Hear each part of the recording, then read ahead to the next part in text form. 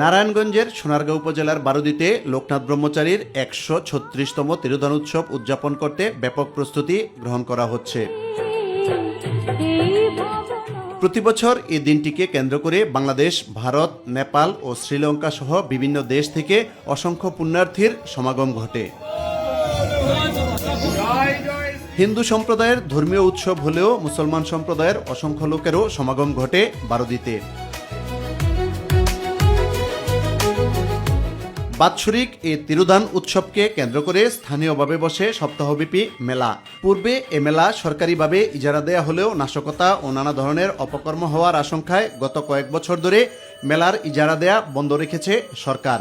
বিগত বছরের ধারাবাহিকতা রক্ষা করতে এবছরও মেলার ইজারা বন্ধ রাখা হয়েছে।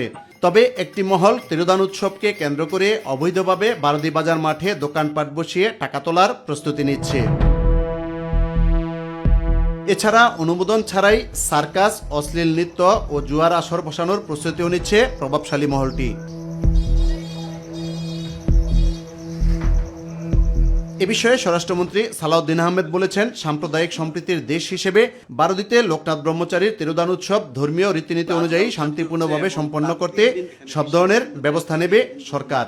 তবে কোনো ধরনের অবৈধ কাজ যাতে না হয় সেজন্য জেলা ও উপজেলা প্রশাসনকে নির্দেশ দিয়েছেন তিনি।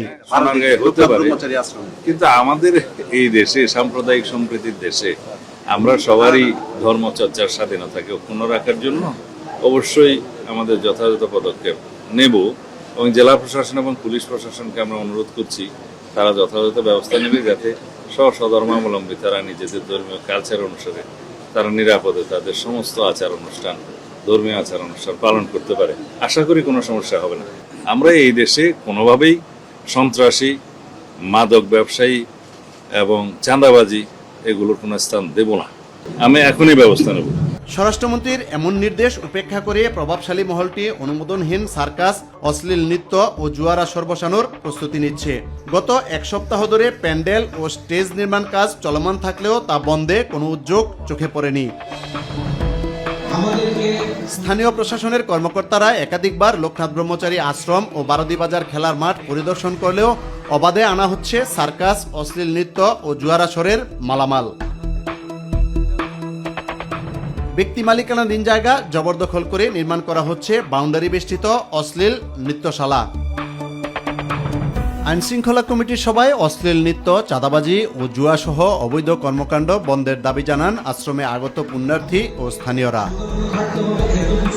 অনুমোদনহীন কোনো অবৈধ কর্মকাণ্ড হলে কঠোর হস্তে তা দমন করা হবে বলে হুঁশিয়ারি দেন স্থানীয় সংসদ সদস্য ও প্রশাসনের কর্মকর্তারা। আমরা এখানে আজকে যে উদ্দেশ্যে এসেছি